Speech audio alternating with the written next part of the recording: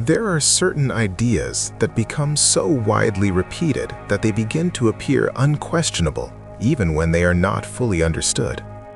One such idea is the way Hinduism is often presented, as though it revolves around the worship of many gods, each with a distinct form, personality, and domain.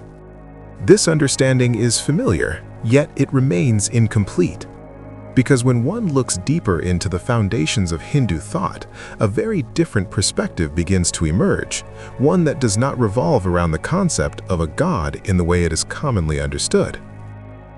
What is often taken as multiple gods are in fact symbolic representations of fundamental principles that govern existence. These are not figures to be limited to form, but ways of understanding the processes through which life itself operates. When the name Vishnu is heard, the mind often moves immediately towards an image, a form that has been shaped through art and tradition. Yet the essence of Vishnu lies in the principle of sustenance, in the continuous maintenance and balance that allows the universe to remain in order. In texts such as the Narayana Sukta, this presence is described not as a confined form, but as something that pervades everything, subtle and all-encompassing. In the same way, Shiva is often associated with destruction, yet this interpretation does not capture the depth of what is being indicated. Shiva represents transformation, the movement through which one form gives way to another, where what appears as an end is in fact part of a continuous process of change. Brahma is described as the origin, yet even here the idea is not of creation from nothing, but of manifestation, of bringing forth what already exists in potential into visible form. When seen in this way, these are not separate beings competing for worship, but expressions of different dimensions of a single unified reality. And within this framework, their role is closer to that of a teacher than that of an authority to be obeyed. This is reflected in a well-known invocation.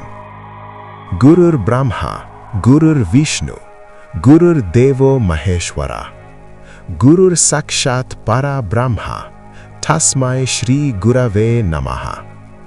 It is said that the teacher is Brahma, the teacher is Vishnu, the teacher is Maheshwara, indicating that these principles are not distant but are to be understood through knowledge. Krishna is referred to as the teacher of the world, Saraswati as the source of knowledge, Lakshmi as the principle of abundance, and each of these points towards learning rather than submission. This brings a subtle but important shift. Spirituality in this context does not depend on belief in a form, it depends on understanding. Even the presence of idols, which is often misunderstood, carries a meaning that is more refined than it appears. The word used is vigraha, which implies something that is specially grasped, a form that allows the mind to focus, to relate, and to move towards what cannot be directly perceived. The form serves as a support, not as the final truth.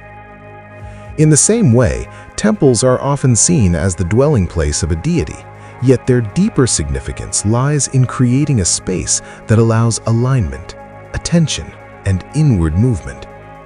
They are not houses of a presence confined within walls, but structures designed to bring the mind towards stillness and clarity. When these aspects are not understood, the entire structure of thought begins to shift towards literal interpretation, and what was meant to guide understanding becomes reduced to external practice. This is where confusion begins, because what was intended as a path towards insight becomes seen as a system of belief, and in that shift, the essence begins to fade. The Bhagavad Gita points towards this when it speaks of the unmanifest being perceived as manifest, indicating that what is beyond form is often misunderstood as being limited to form. In the Bhagavad Gita, it is said, avyaktaṁ vyaktim āpannaṁ manyante mam abuddhayaḥ param bhavam ajananto mama vyayam anuttamam. This points towards a subtle but essential misunderstanding, where that which is unmanifest, without limitation or form, is perceived as though it has taken a definite and confined expression. The verse indicates that when the mind begins to see the infinite as a person separate from oneself, it has not yet understood the deeper nature of reality. This is not a rejection of tradition. It is a return to its depth. Because when these ideas are approached with clarity, they do not diminish devotion, but refine it. They do not remove reverence, but deepen it into understanding. And perhaps this is where the responsibility lies. Because when such concepts are passed on without depth, they become rigid, and future generations inherit not the essence, but the surface. To understand this tradition requires more than repetition. It requires inquiry. It requires a willingness to look beyond what is immediately presented and to engage with what it is pointing towards. Because at its core, this is not a system that asks for belief. It is a way of understanding existence.